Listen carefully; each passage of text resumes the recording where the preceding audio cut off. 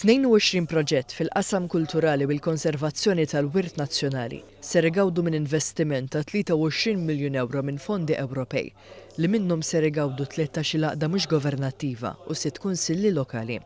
Dan ħabru s-Segretarju Parlamentari għal-Fondi Ewropej Aron Farrugia waqt it-tnedija tal-fondi. Il-proġetti ser jikkontribwixxu sabiex tissaħħaħ l-identità kulturali Maltija, waqt li l-pubbliku u t-turisti li jżuru pajjiżna ser ikollhom l-opportunità li jiskopru l-ġewwar storiċi li għandha Malta. Is-Sindku tal-Mellieħa John Buttigieg spjega li permezz ta' dawn il-fondi Ewropej ser isir xogħol ta' restawr tal-batterija Vestre b'nefqa ta' 450,000 euro. Bħala Kunsill Lokali tal-Mellieħa applikajna dal-fondi Ewropew sabiex jiġi irrestawrat il-batterija ta' Vestrem biex niftehmu hekk. Din hija binja ta' żmien il-Kavallieri, għamlet xi żmien ukoll tintuża mal-industrija tat-tunnara u aħna applikajna biex barra li nagħmlu ir-restawr urġenti li hemm bżonn isir, tajjeb, isservi wkoll bħala mużew interpretive center ħanejdulu hekk relatat mal-industrija tat-tunnara.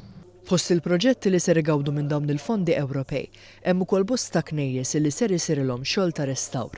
Fosthom il-Katedral Anglikan ta' San Pawl il-Belt, l-istazzjon tal-ferrovija f'Birkirkara b'investiment ta' 500,000 euro, restawr tat-torrijiet mal-kosta f'Malta, kif ukoll ħarsien li ser isaħħaħ il-folklor u r-reliġjon. Jonathan Vassallo, membru fil-Kumitat tal-Għażla qal li l-proġetti magħżula ser itejbu l-prodott turistiku ta' pajjiżna.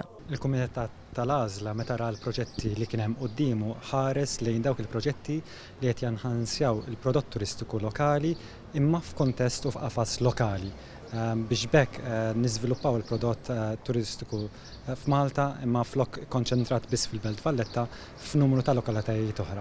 Is-Segretarju Parlamentari Aron Farrugia qal li permezz ta' dawn il-fondi Malta ser tkun qed tikkonserva l-ġewwar storiċi ta' pajjiżna. Dawn se jkunu qed jaħdmu fuq proġetti li resqu bihom lejna fuq wirt storiku ta' pajjiżna illi se jkunu qed jagħmlu fid-diversi villaġġi u rħula Maltin u Awġ. Is-Segretarju Parlamentari Aron Farrugia żied jgħid li b'dawn il-fondi ser isir restawr ta' strutturi antiki u estensjoni ta' mużewijiet li permezz tagħhom il-ħajja kulturali f'Malta ser tinżamm ħajja fosthom bl-ewwel mużew tal-piroteknika f'Ħal Qormi.